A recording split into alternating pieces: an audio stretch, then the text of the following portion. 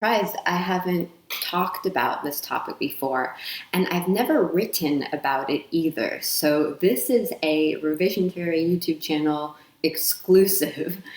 So if you're not already subscribed to the channel, click the red subscribe button below the video and turn notifications on, because I post videos every week about writing and editing and creativity and productivity, because there is a lot of overlap between all of the subjects in order to produce great writing. So yes, please join me.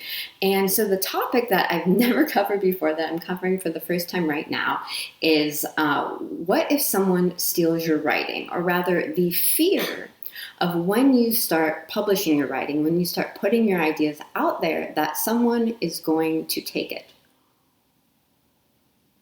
steal it in some form, copy it, and say that it is their own. Now, I know why I haven't talked about this or written about this before, and that's because it's been a very long time since this was personally a fear of mine, because I've been publishing my own writing for a very long time. But something popped into my head about very early on, sort of the apprehension of, like, if I put my ideas out there, what if someone takes them? How am I going to proceed? I don't want someone to steal my great ideas, but obviously if you never express your ideas in the first place, no one's going to know that they're your ideas. So you have to get over it a little bit, but the fear can still be there. Now, I should be clear that I'm not talking about if someone is stealing your identity in some way where they're pretending to be you. I'm not talking about anything that's really in the legal realm in this video for obvious reasons. I'm not qualified to give any legal advice. But I think there's a mindset or an outlook that you can have to feel better about publishing your own writing and your own ideas, and that's what I'm going to be covering. So again, if someone is pretending to be you, just as if someone was pretending to be me, that would be a legal issue, and you would need to seek advice elsewhere. Just like I would. If someone was, for instance, emailing people, trying to get work, pretending to be me, that would be a problem. So that's not what I'm talking about. I'm just talking about how you overcome the fear of putting your writing out there and putting your creative ideas out there, overcoming the fear that someone is going to take them and pass them off as their own, which I guess, there's some overlap into the legal realm there. But just for clarification, the legal realm is not what I'm talking about. I'm just talking about how you get over it. Because you need to get over it. Otherwise, you're not going to share any of your ideas. And if you think your ideas are really good, you want to share them with other people and expose them to the world. So I think there are two categories where this fear comes up in. One category is someone taking your company name or some sort of your branding, such as your tagline. And the other category is if someone actually takes your writing. You write something on your website and someone just copies it and puts it on their website and doesn't, quote you. It's not attributed to you. They're just essentially presenting the idea, the content, the words on the page as their own. And basically, you have to get over it, but not just, don't click away. Don't click away yet, because I have some good examples coming up.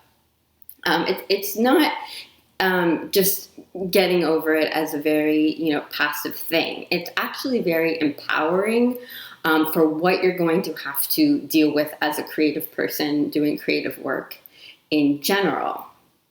You need to think about all the different possibilities that how that could come to be that are out of your control. So it's letting it go, because there are a lot of things that are just out of your control when you're doing this type of work. So let's just get coincidence out of the way. It could be a coincidence. If you find someone else has your company name, your tagline or your writing on their site, it could be a coincidence. The internet is big. No idea is very original.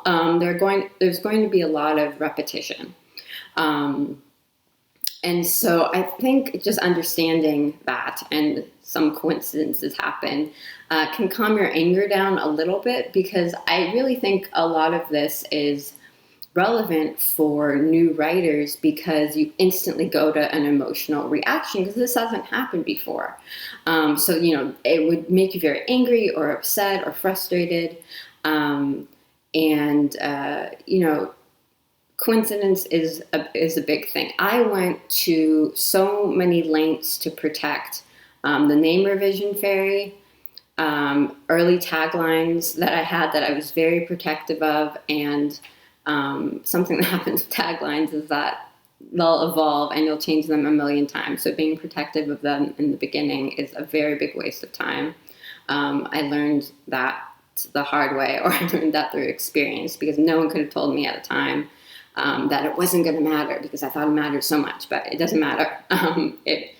I have had so many different taglines and so many different branding things since the first few months when I started Revision Fairy, which was back in 2008, before I had a YouTube channel and it was just my website.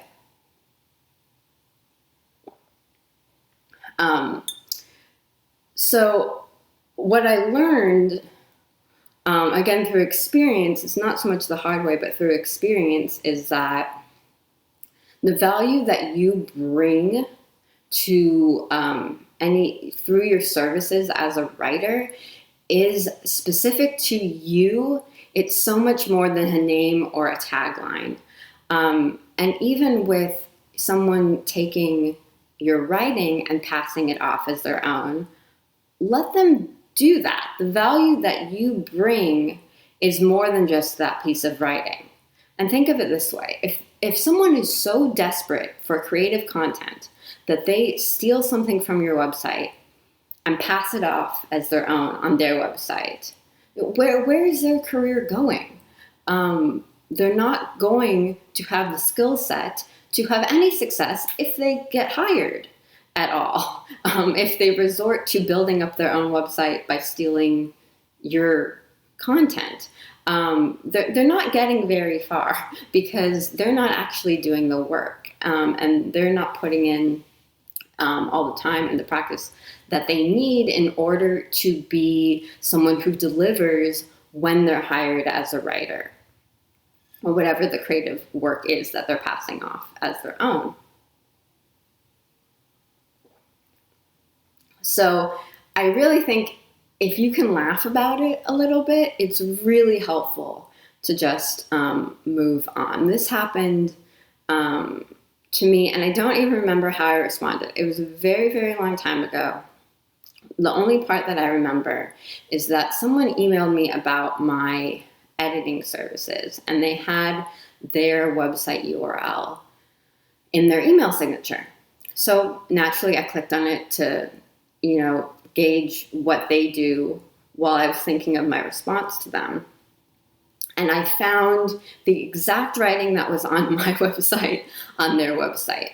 I don't think it was a coincidence. It was the exact same words, and my writing style is very specific to me. So it was pulled from my website, and it was on their website explaining their services in the way that I wrote to explain my services. It was very bizarre, because if someone was going to steal something from you, I don't know why they would email me. I don't remember how I responded. I know I didn't take any legal action. I might have responded and mentioned it, but ultimately I came to the conclusion that I just mentioned. I'm like, if this person is so not creative that they are taking what I wrote and putting it on their website in an attempt to get work as an editor, like, they're not my competition. I'm not losing any business to them if they're that desperate that they're ripping someone off. And, you're always going to lose business to other people, because people are going to find the services that are the right fit for them. That's why bringing your own unique flair to what you offer is so important, because it's going to help attract the people who are right for your services, and people who are right for other people's services are going to go to them. People hire people. That's something that I say all the time. They're not just blindly choosing a service.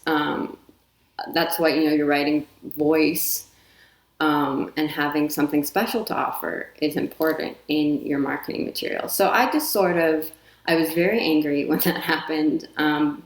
But I did just end up laughing it off, and I said, this person isn't my competition.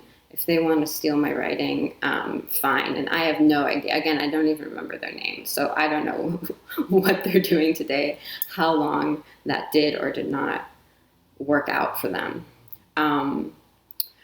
And so, yeah, it's a weird thing. And so an advantage of online publishing, to some degree, if you do need any legal backup, again, I'm not giving legal advice. So I just want to make that very clear, is, you can reference the original publish date of your content online most of the time, just with whatever content management software that you use. So if you ever do, for some reason, need to prove that you wrote something before someone else, let's just say someone does have a lot of success with something that you wrote, you have those, some electronic record of when you originally published it, if you need to. That's a little bit of a tangent, and it's going kind of far off that's an extreme example, and I think it's important to mention that that's extreme. Most of the time, someone is not going to have success with your work, which brings me to a great example. I'm going to put a link to an article on Copyblogger, because in it, I've embedded this YouTube video. I think it's a really classic example. It's an old interview on the Oprah Winfrey Show from the 90s with Jerry Seinfeld. And Oprah's talking to him about sort of his creative process and his relationship with other comedians. And she's asking if they steal jokes from each other. And he's like, yeah, of course we do. There were other comedians backstage. He's like, oh yeah, I love all those guys. Yeah, we all steal stuff from each other. And she says, you're not worried about, someone who's,